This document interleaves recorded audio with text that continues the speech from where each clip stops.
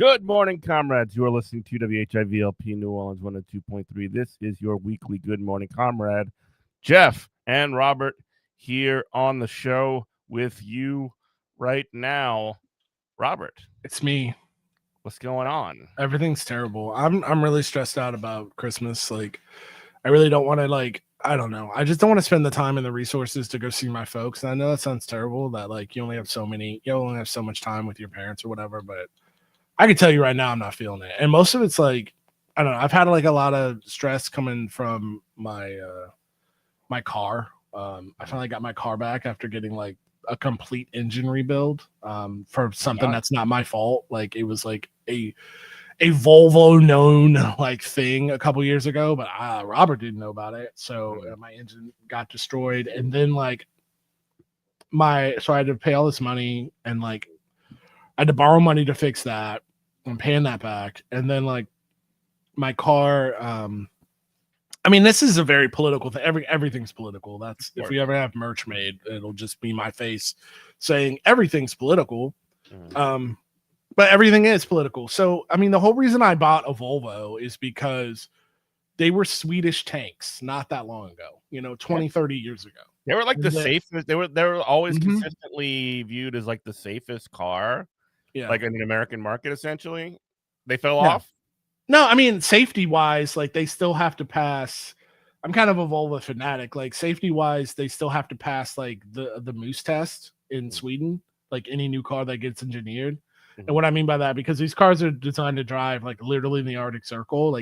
One of the safety tests in engineering is they have to survive a Moose test. So they've got a big kind of battering ram that is supposed to simulate the weight and velocity that a moose can get up to, running at you straight forward, and the car just takes that thing on head on. So it's any new Volvo, that's their floor, has to be able to survive that. Even if the car is destroyed, the passengers have to walk away from it. It's got to have to essentially crumple into a safety ball. Right. But then Ford got a piece of them a while ago and then sold that piece to a Chinese company called Polestar. And it's not a China thing. It's not the Chinese got a hold of it, so now it's worse. It's no, it's capitalism got a hold of it, so now it's worse. And the thing is, so my car kept stalling out and I couldn't figure out why. And I'm I've got a full engine rebuild, and it kept stalling out, and I call my mechanic for the third time, and I'm you're gonna have to come get this thing again because I'm stalled out on the side of the road. And he's all right. And so I take a look under the hood this time, and I'm I don't know that much about cars, but I do have a phone, I do have AI, and I'm I think I see the problem right here. Well, my car is turbo aspirated, and the engine's aspirated, and the turbo pipe, which delivers the extra air into the engine, turbo pipe, that's what I call it, with the turbo boost, is completely dislodged from the engine. And I'm oh, I think I see the problem right here. And I just put it back on, crank it back up. It idles great. It's wonderful. I call my guy, say, I think I figured it out. I tighten the clamp back down, and I get up the road a little bit, and I'm it does it again. And I'm all right. So I ended up I tighten it again, pull over, tighten it again, works again. I end up getting a Harbor, and I'm okay. I end up getting a Harbor Freight, and I'm I need some new hose clamps. And so I buy some hose clamps, and I'm this hose clamp must be just destroyed. Effective, yeah. Yeah, and it's it's factory. And so I just replaced the hose clamp, and it's fine. I do 100 on the highway to test it out just to make sure. And it's fine. And I'm thinking to myself, I'm I understand. And this thing is factory. And it's just one of those worm clamps. You see them on everything, right? You know what I'm talking about? The ring, and you just tighten it with the screwdriver or whatever. A screw clamp, essentially. And so I order a galvanized steel T clamp, which is for turbo aspirated engines, because I talked to AI and I'm what's up with this? And AI's that's a thing that happens a lot. You shouldn't have that clamp. You should have one specifically made for for this part. And I'm thinking, this is the factory part. And I'm just my man, I'm Mr. Volvo. I don't understand. I understand if you want to go cheap on a button on the interior that's gonna dry rot and crack in 5 or 6 years. Okay, fine.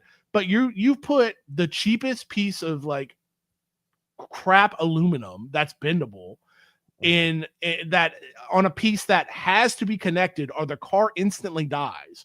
And that because that thing cost you 25 cents a piece instead of spending $1.50 on a galvanized steel like T-clamp that I just had to order off of, Amazon for $6. And I'm like, how dare you call yourself a luxury car at this point? Mm-hmm. This and even more so, it got me thinking, like, this car is made to drive in the Arctic Circle. So what's happening in the life of this car? It's constantly getting hot and it's getting to above boiling temperatures and it's getting to below freezing temperatures constantly all day. So this rubber and this piece of trash aluminum expand, contract all day long. And you decide to save a couple pennies to put the cheapest thing that I can buy at Harbor Freight on there. And I'm just like, how dare you? And the thing is, if and I don't have a problem with cheap stuff. You know what I'm saying? Like, if you go buy a tool, like, I don't have the smoke for, like, let's say Harbor Freight. I don't have the smoke for them because if I go buy a tool at Harbor Freight and it breaks after 3 uses, I'm like, oh, well, I paid $5 for this. It's fine. I get it. If there was a car out there, like, and there is, it's called like the Tata Nano. It's like an Indian car that costs like $1,200. It's gonna fall apart, completely fall apart in 2 years. I'd be like, fair play. But it's not like you're putting these luxury, quote unquote, luxury items together, and then you're not selling them for throwaway prices, but you're creating them to throw away. I'm like, everything is a scam. I had a TikTok that went viral just like talking about GameStop the other day. And the big takeaway I was ranting about, it's like, everything is a scam. Like, nothing is just like fair value for fair money anymore. Like, you have to be, it's buyer beware, it's caveat emptor all day long. And it just takes up so much mental energy trying to figure out, well, I can't buy this because it's going to break. So let me just buy the cheapest thing possible. And this is not like a fairly new thing.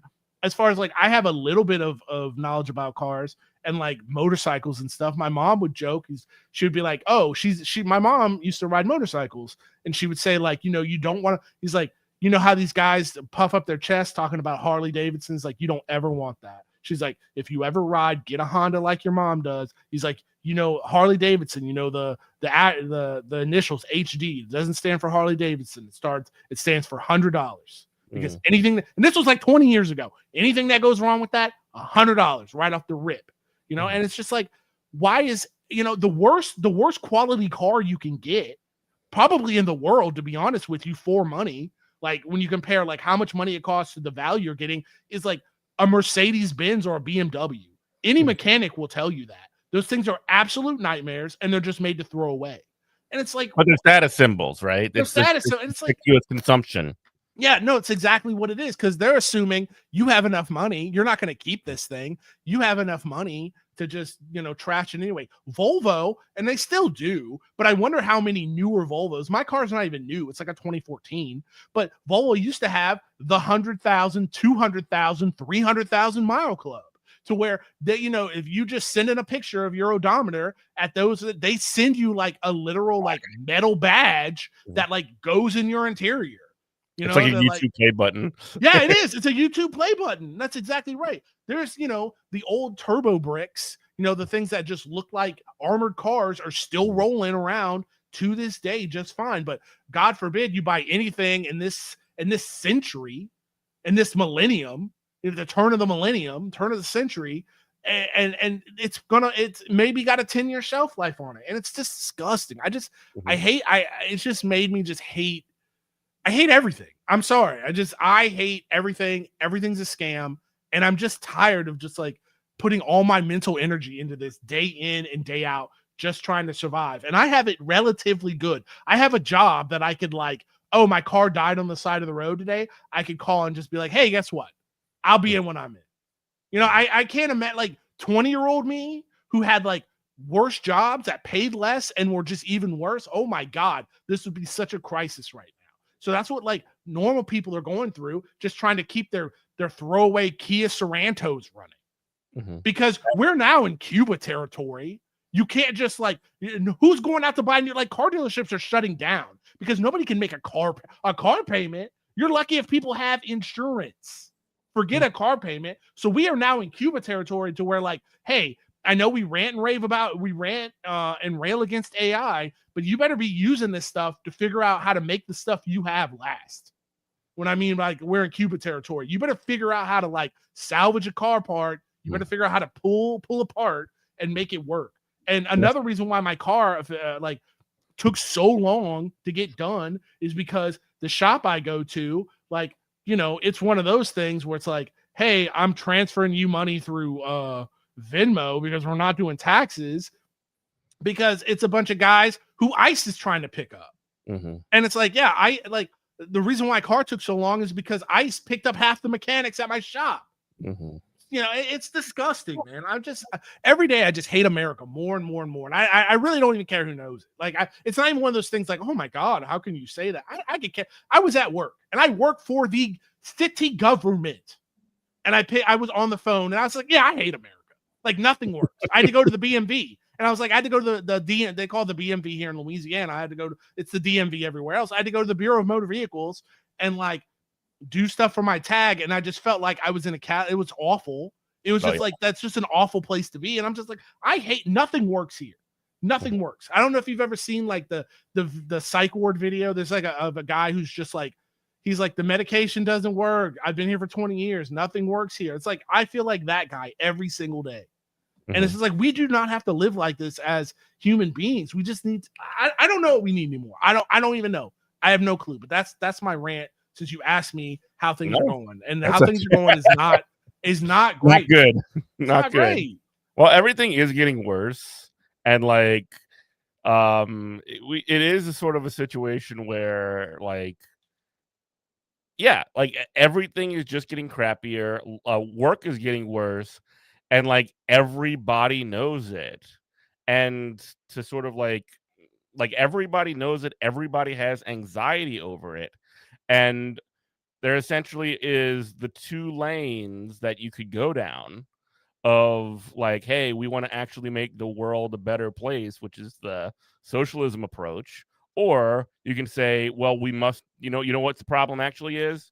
It's Mexican immigrants or trans people or whatever, and we have to destroy them, and that will solve all of our problems, which is the fascist approach. We're literally in what you're describing is essentially the raw materials for the failure of liberalism, which is what we're seeing before our very eyes. The Democrats have no response for there being ICE in the streets, just making people disappear, destroying communities. I mean, what is it, Taqueria Guerrero?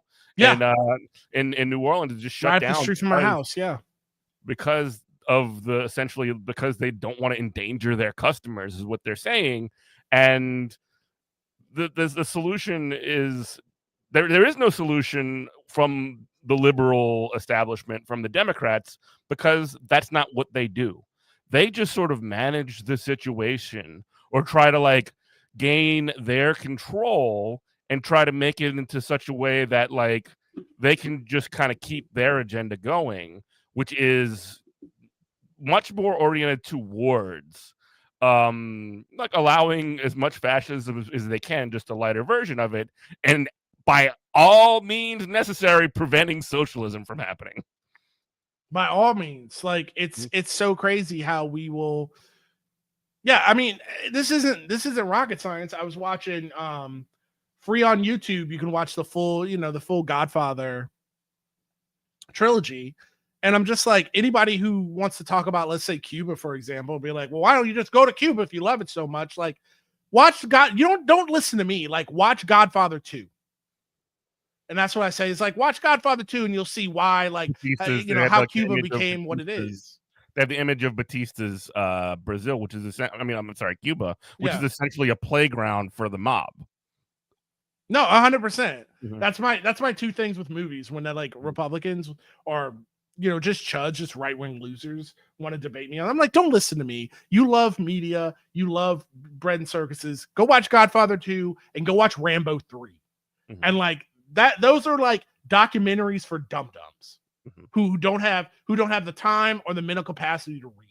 And I'm like, yeah, that's what it is. And I'm just like, communism and socialism don't work so well that we've set up whole systems to make sure that they fall instead of just letting them collapse in on themselves, since they don't work so well. The communism, socialism doesn't work so well. Even SOCDEM foolishness doesn't work so well that we decided, not we, but you know what I mean? Like the bankers and the capitalist class in the United States decided to throw millions upon millions of dollars to try to make sure that a SOCDEM, Zoran Mondami, couldn't take any kind of power, even just in one American city. Yeah. What are we talking about? Like, obviously it works, because or you wouldn't be fighting so hard against it. And what are you afraid of? What are you afraid of? To put it into dum-dum terms again, if we were playing, if it was an NFL game and the Saints were playing the Buccaneers, and every time the Buccaneers came out to the field, they showed that they had one too many men on the field and they kept getting penalties. And that'd be like, well, the Saints would be like, well, hey, hold on, guys, make sure let's count before we come on to make sure. No, you would just let them do it all day long. Mm-hmm. You would let them fall on their own, but you know this stuff works, so therefore you have to combat it. And it's like, it's just, I'm tired, bro. I'm just so tired. You want to talk about Nick Fuentes a little bit? We were talking about that earlier, but the thing I did see from his Piers Morgan interview is he was like, I like Adolf Hitler, and I'm tired of pretending I don't. Like, he literally said that. I'm on the other end of that. Like, socialism or barbarism, and I'm tired of pretending it's not. I'm tired of cutting around the edges. This whole thing I just described about my car, and I'm the working poor, but I'm at the top of the working poor. I can't even imagine what people who are worse off than me are going through right now. And it's like, I'm tired of pretending there's any space in this world for capitalism. I'm tired of it, and I don't want to do it anymore. Yeah. And it's sort of like, the question is, how do you transition to that? I will say also this, you see some of these, I mean, obviously they're right-wing streamers, but like guys like Asmongold, who is, for people who don't know, he is a guy who like brands himself as a centrist on twitch.tv. And he like constantly will say things like that, even though he'll constantly be like, oh yeah, I'm a centrist. We need to deport all immigrants. I'm a centrist, and that's why we need to murder like these protesters in the streets. And he was watching, I saw a clip of this today. He was watching what you just described, which is Nick Fuentes on Piers Morgan saying that, Hitler's cool and I'm tired of pretending that he's not. And like, he just did the thing that he always does. He paused and he was like, based. It was just like, but my only fascists aren't hiding. Why should we? My pushback to you on that, and it's a cheeky pushback, is he not a centrist though? I would argue that he is. Mm-hmm. I would argue that, because look at our centrist Democratic Party. Look at our centrist city of New Orleans. Wow, what are we doing to throw ICE out of here? And it's like, we're not. We're just we're centrists, no matter what the status quo is, therefore the status quo. So if the status quo is fascism, that's what they're going to be for. Now, they might live in, they might be Asmongold type guys who never leave their parents' basement. I mean, attic. That's one thing. And they're, somehow millionaires. But like the actual people who would, call themselves centrists, like abundance, we talked about how I met an abundance guy, and he's talking about, and I'm like, he's not much different. Wherever he'll flip in a heartbeat, wherever the status quo takes him. Mm-hmm. So is Asmongold really wrong there? I don't think so. I mean, okay, so let me just sort of like reframe it. People who are, or at least like in the centrist like milieu, who describe themselves as liberals, which I guess he doesn't. But they would at least be like, well, at least they would take some kind of umbrage in how impolite it is to say the quiet part out loud. Right. And watching that sort of transition take place in real time, where they're, again, even if it's Nick Fuentes or even if it's this Asmongold freak, like watching them not pretend that anymore is alarming. And yeah, I agree with you in the sense that like the only response, the thing that we should have been doing in the first, I mean, we've been hosting a show called Good Morning Comrade for 6 years. So we Mhm. haven't exactly been hiding it very much. But like that is the only response to it is actually honestly engaging with what is the problem and what is the solution. What are the stakes out here? And what liberals often do is obscure that. They Yes. confuse it, and they say actually it's way more complicated than this. And the problem is that you have this sort of like sweeping analysis of socialism versus barbarism, where the real problem is we need to talk about zoning regulation and deregulate that.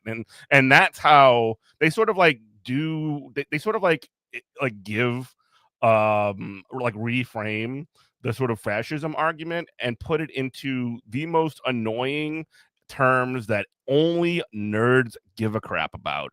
And they essentially say, hey, I'm an expert, you're an idiot, you don't know how this stuff works, you don't know how this stuff operates, go play with your toys in the corner, go to work, go punch clock, go smash rock, go home and like get drunk and smoke weed and play video games all day. That's what they want you to do. And give Nancy Pelosi money. Yeah, I was gonna say, and keep giving money to Act Blue. Like that's what they want, and it's death by PowerPoint is what it is.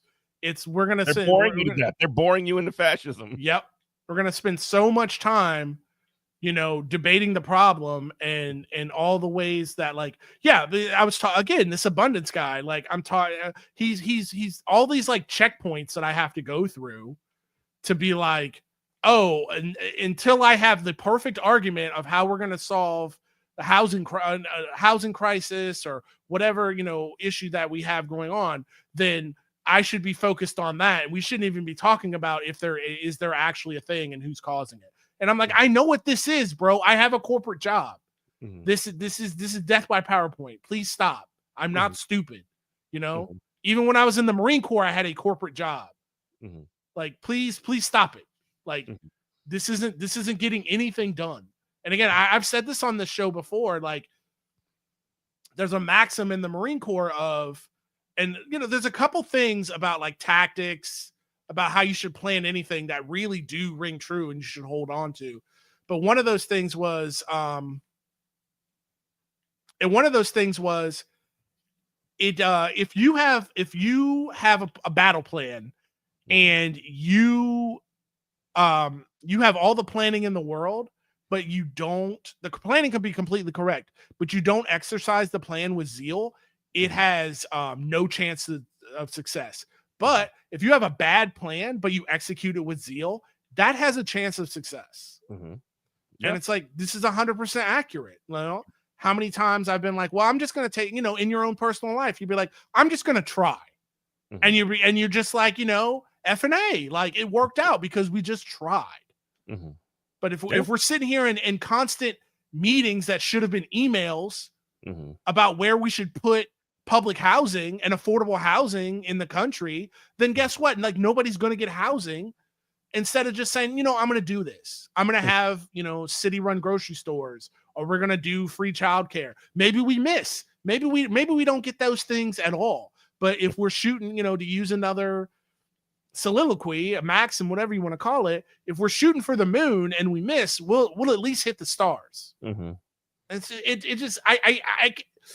it's just so obvious what the game is with these people, and they just play you like you're stupid.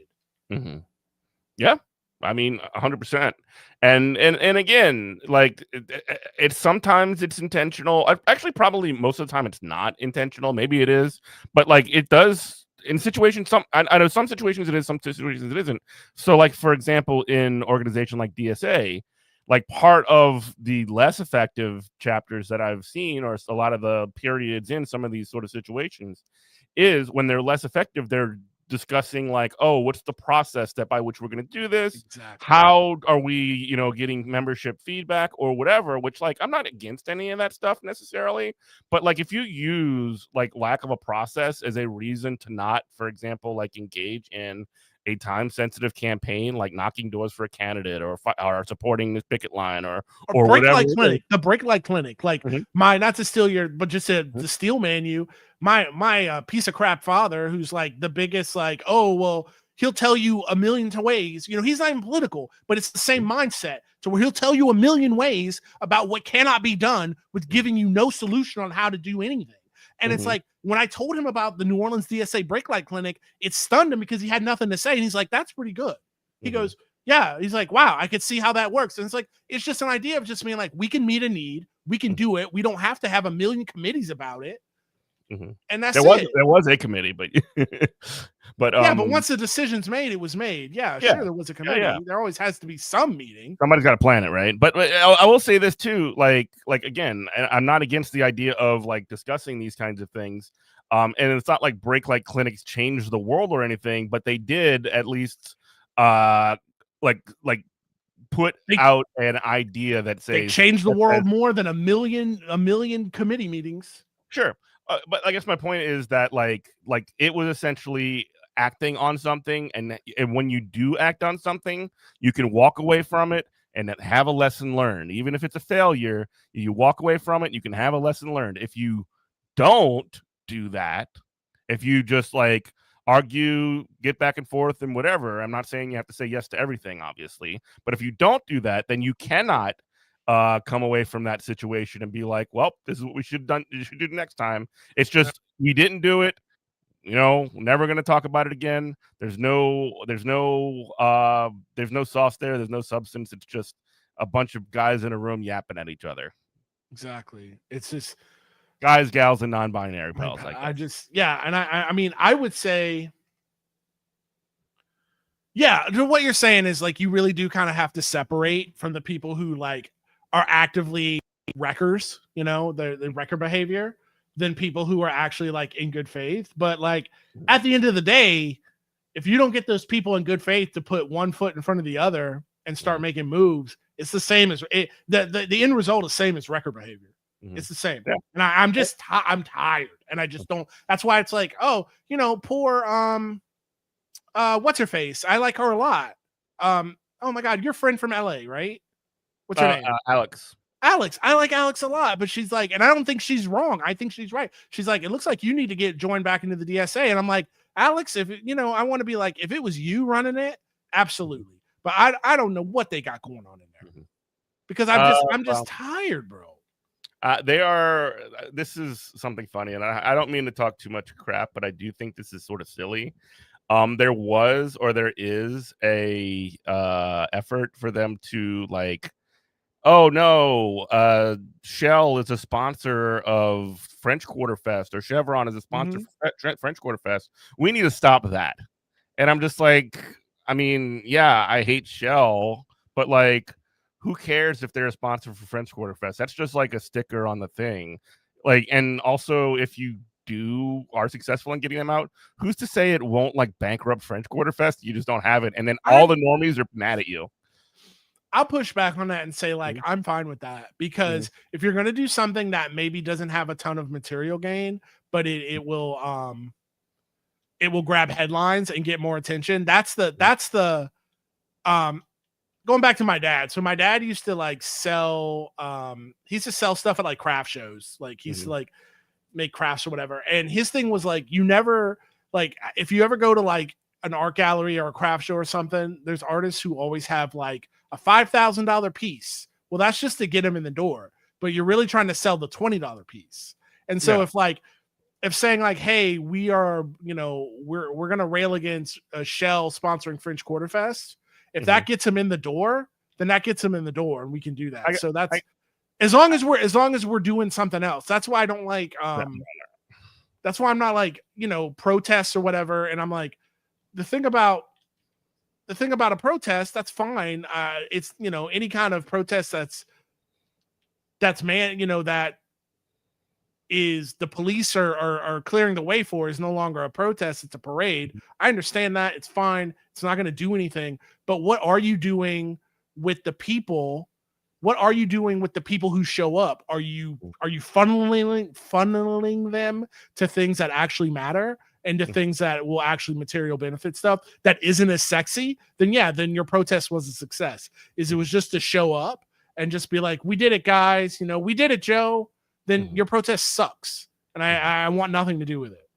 Yeah, I do have smoke. WHIVLP New Orleans 102.3, and I will say I might be talking a little bit out of school on this one, but I do think it's important to like at least be thinking about this because not a lot of people realize that in Seattle, this is while Zoran Mamdani was, having his whole big thing and like basically, 90% of DSA decided to organize behind that and bolster this campaign that was by no means perfect, but there was also a socialist that like won her election for mayor in Seattle, and as far as I can tell, like Karma Schwant. No, she's silly. Oh, I'm not okay. a big fan. I don't know. No, I can get into that, but you say Seattle socialist, that's no, her name is Katie Wilson. She's like a democratic socialist is how she described herself. And apparently, and again, I'm piecing this together, and if somebody from anywhere is listening and wants to talk about it a little bit more, I'm definitely down to do it. But from what I've pieced together, essentially the DSA there, like she's not a member, but they did not get behind her.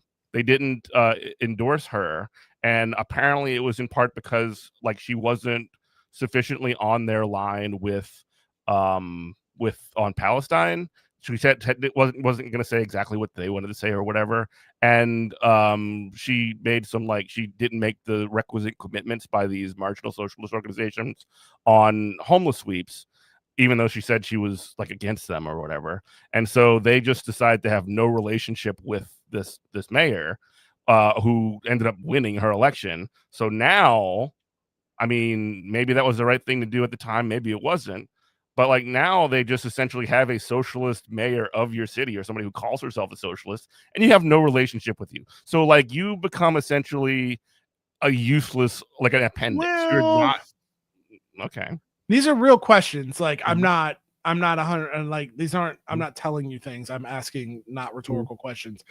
If the Seattle DSA, if whatever she was doing bumps up against one of their red lines, then you just have to live with that. Well, you have to ask the question: is their red line reasonable or attainable, and other things like that as well? Yeah, but it is their red line though to decide. So if paying members decide that that's their red line, then that's just the choices they have to live with. I'm not saying it is or not. If this isn't a thing that like their membership could deal with, then there should have never been this hubbub about it. They should have just rolled with her. But if it is, then it is what it is. I think in this part, in as far as not the party, but there is no party. But as far as like socialism, communism, leftist thought, theory, whatever, if it should be a big tent with electric fences, and as soon as you brush up against one of those electric fences, we can't deal with you anymore. That's just the way it goes. And so you'd have to answer for me, was that one of their things? And then if it is, why? And then the members, the rank and file, have to make that decision. Well, I'm not so sure how that process went out, and which is why I'm sort of like from where I'm sitting, from where I'm at, and what I've pieced together through like discussion boards and Reddit threads and social media posts, because there's not a whole lot of information about that. Like, if you're going to do that, if you're going to have a socialist mayor of your city and you're a socialist organization and you're not a part of it, you need to have a pretty clear messaging as to why that's not the case. Not just for your members, but for like people who are outside looking at it, prospective members, people who might join your organization, and they might have these same questions in their head about this, because they, I think it's important if you're going to be making these kinds of decisions, or if you're going to be, taking these positions that, again, it's your backyard, that's your wheelhouse, then you got to address it.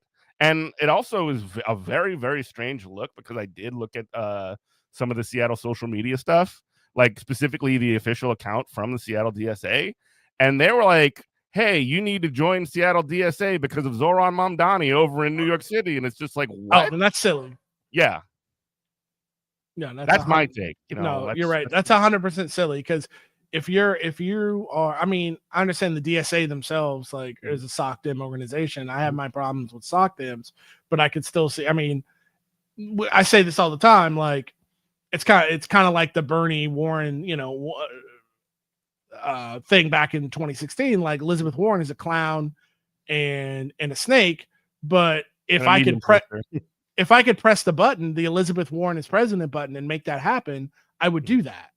And the same thing with, like, I'm not a fan of a social democracy. I'd rather just have full-blown gay space communism. But if I could hit the SOCDEM button and have that today, and people wouldn't die because of lack of health care, then I would hit that button and make that happen today.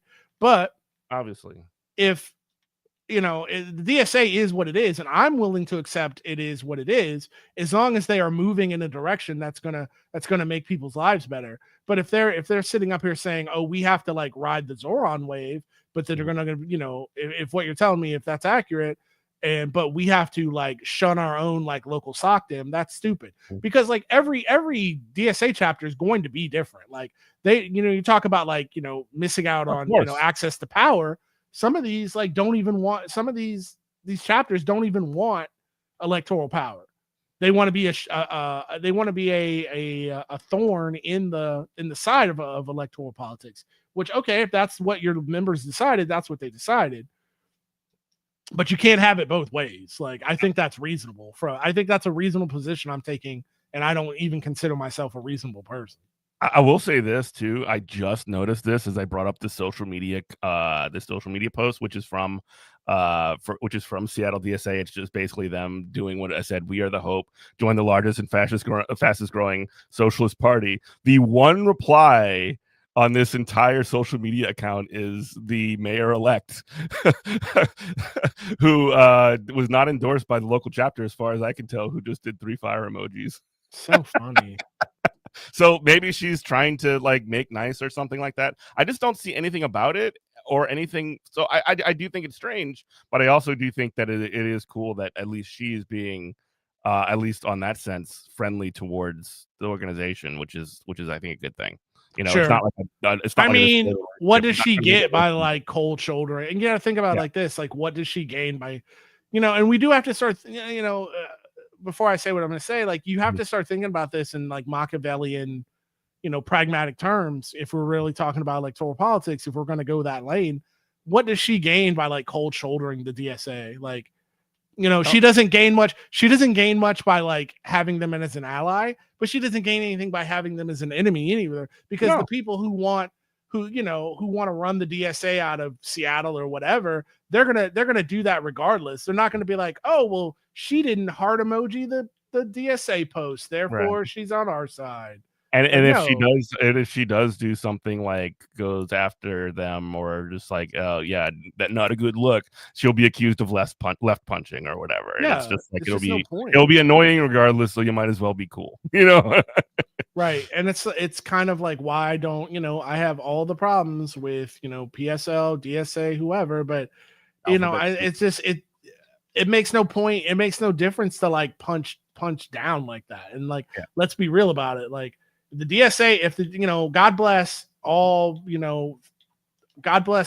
due paying DSA members.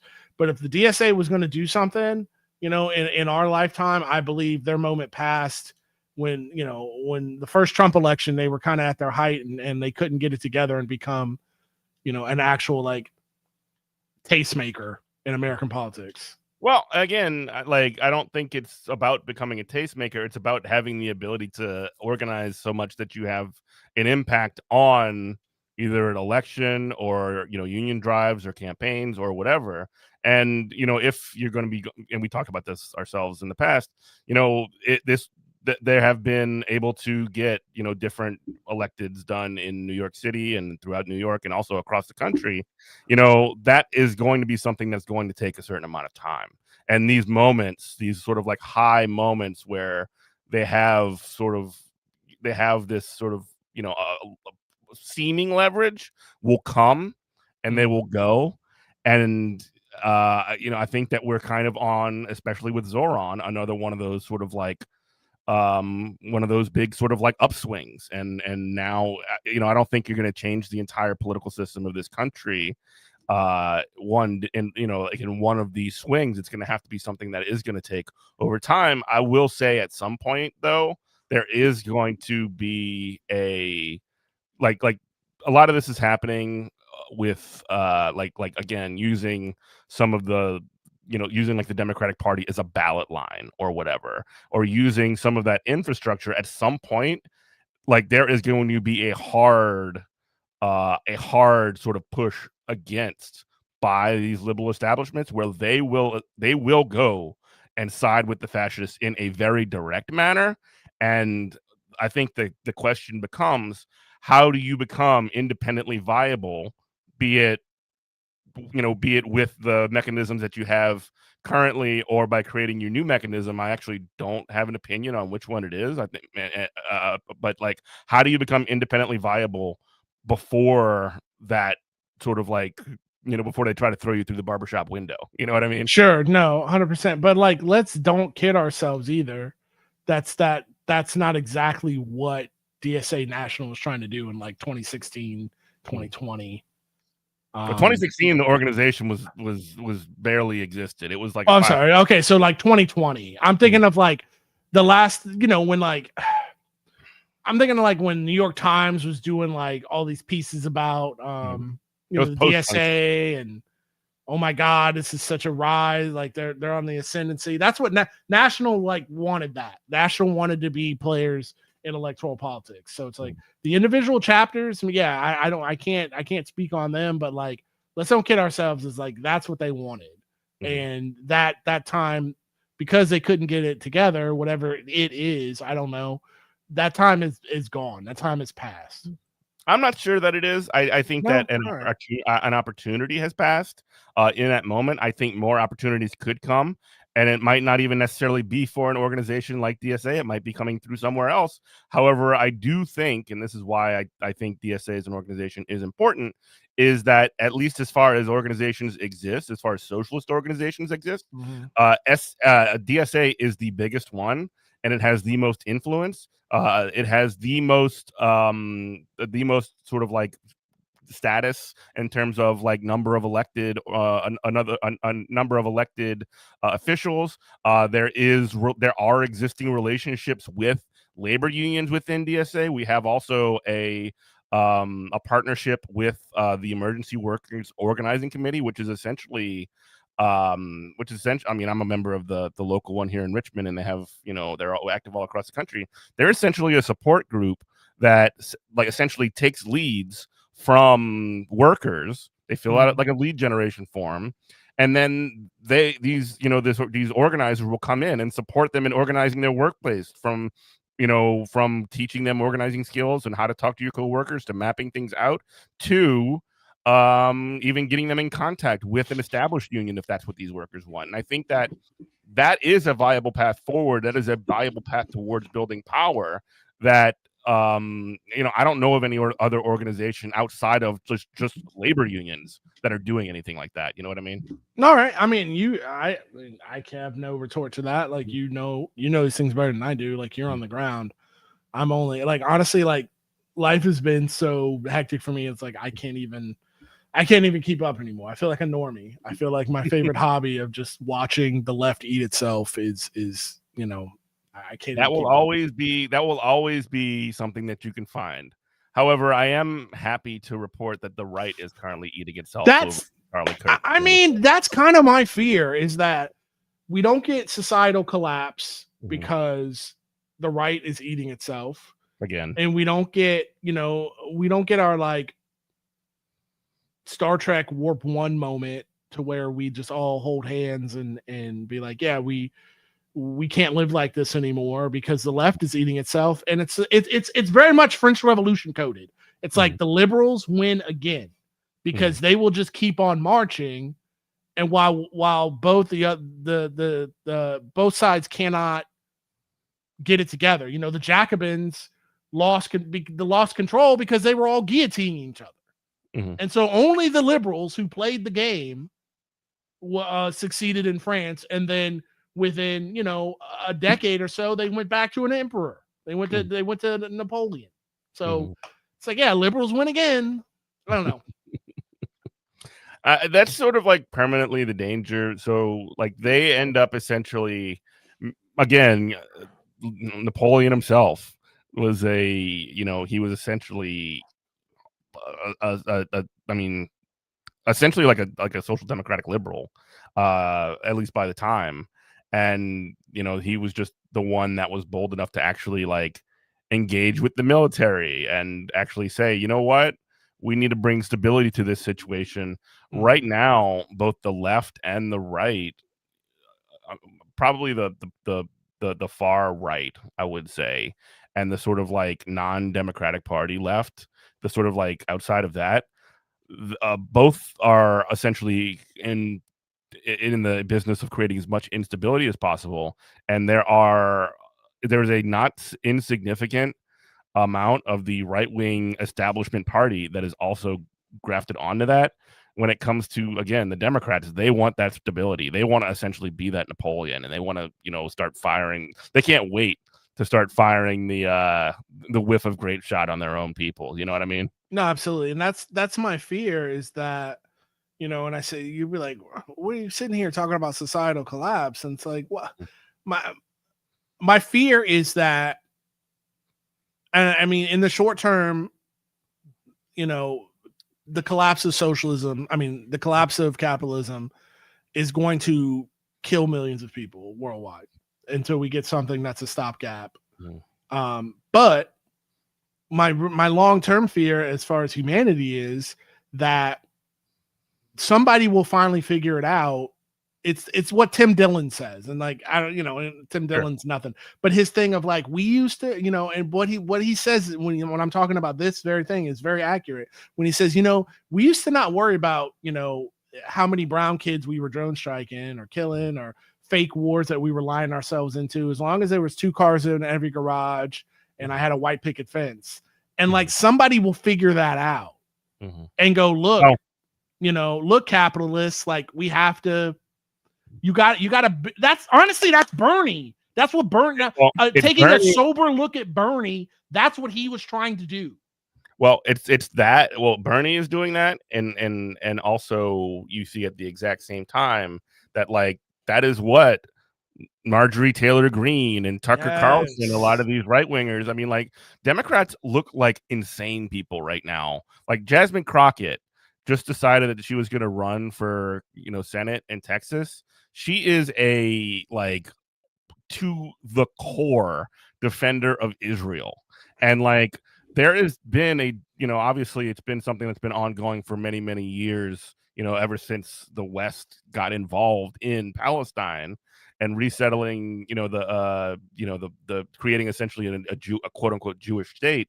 But like in the past 2 years, it's become fairly not just undeniable.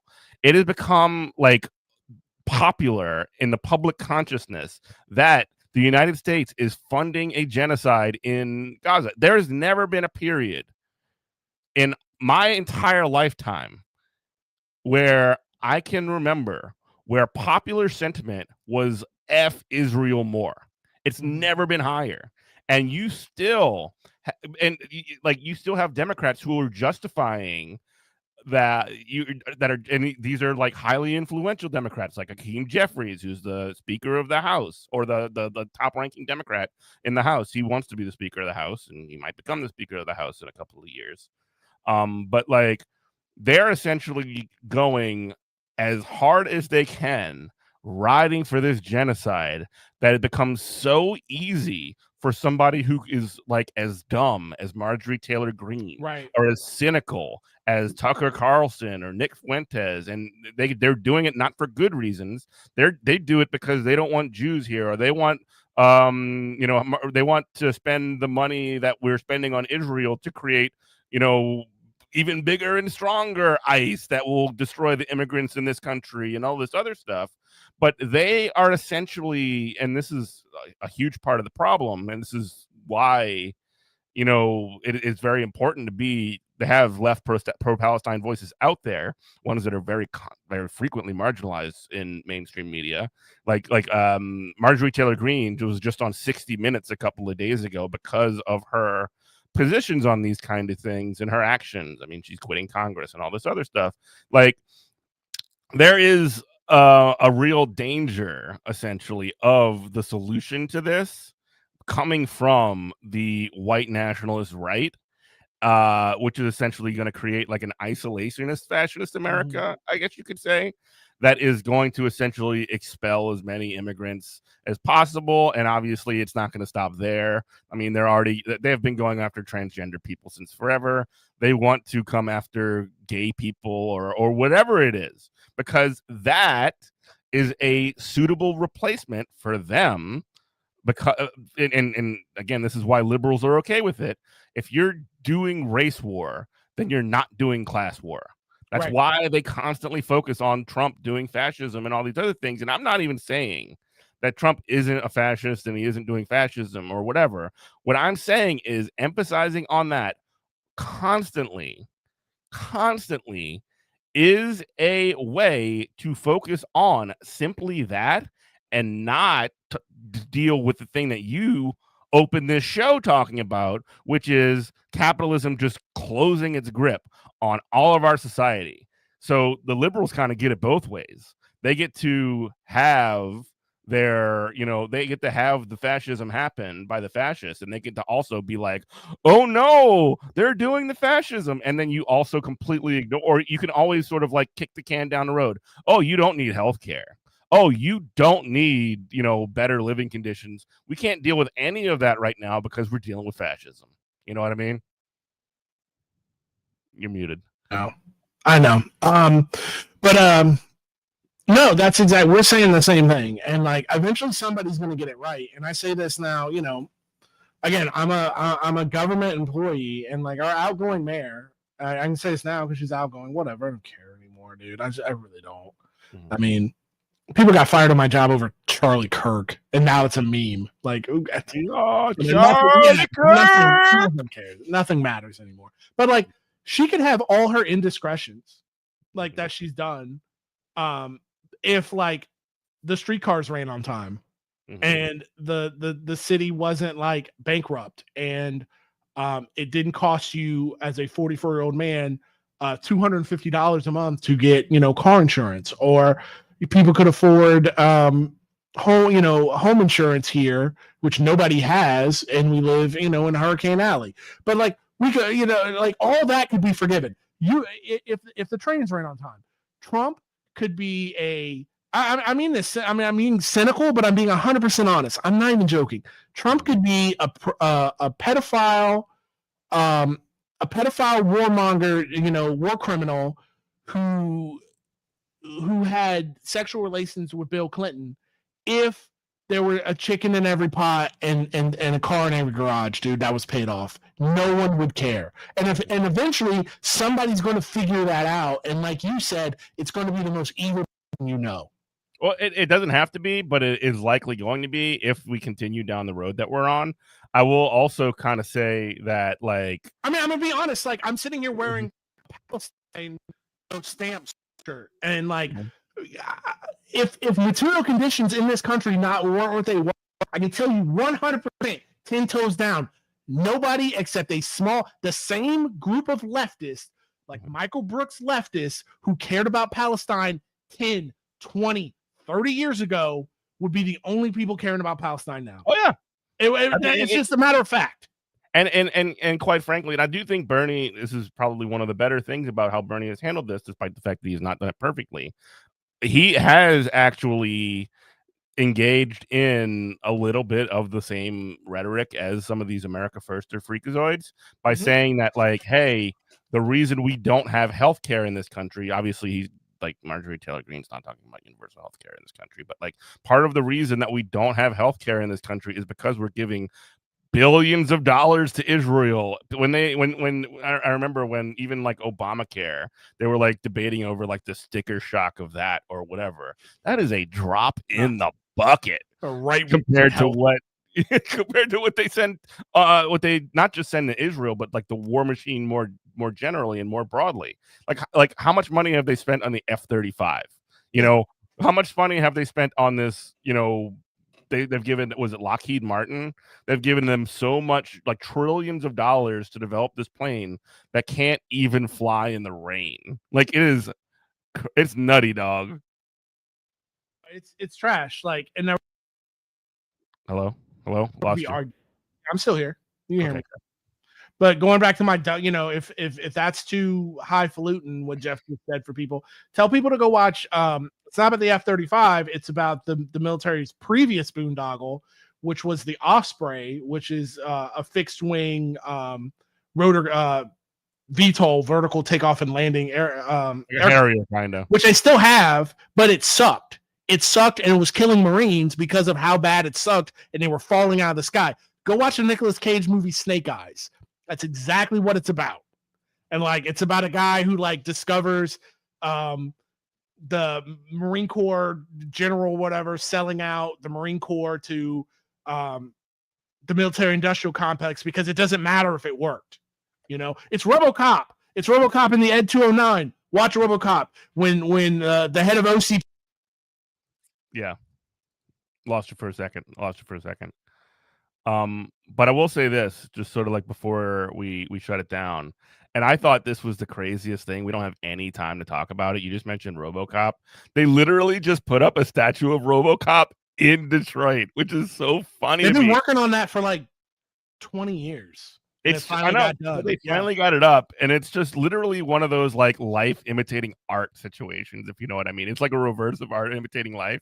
It is life imitating art. We live in the fascist like Detroit that is run by the corporation OCP, and like we now have a RoboCop statue. I mean, I can tell you a little bit of a guy who followed that for 1 minute all that time. Yeah, he's a guy who owns some kind of a company. It's like not, but he literally called it Omni Consumer Products. He just loves RoboCop, and then he got that crowdfunded, and like I'm for it, like because it's like it's a thing that like will not portray you. Like I love RoboCop. I think like when people, you can't trust people here in the real world, you have to look to fiction for your heroes. Yeah, and also we can agree, I think, on this that Paul Verhoeven thought is undefeated. Absolutely. Even Showgirls is a good movie. Yeah. So thank you so much for listening, everybody. This has been your weekly Good Morning Comrade. Robert, what's up with the Lumicast? Oh, I don't know, bro. I'm too tired to do anything. I'm on Twitch. I'm on YouTube as Lumicast. Check it out. Subscribe. It's good times. But I probably won't get back to cracking at it till the new year because I'm just, real life is just kicking me bad. Yeah, well, and then you can listen to GMC every Saturday on WHIV FM 102.3. You can also go to we need to update our website, by the way. I just checked it, and it's super like effed up. So we need to check it out. So, but goodmorningcomrade.com, you can get the links to all of our stuff, our YouTube, our Twitter, our Twitch, all that kind of stuff, and also other ways to support. Thank you so much for listening to Good Morning Comrade. You can follow me on Twitter at Eminent Prof. I am Jeff. This is WHIVLP New Orleans 102.3. We love you. Bye-bye.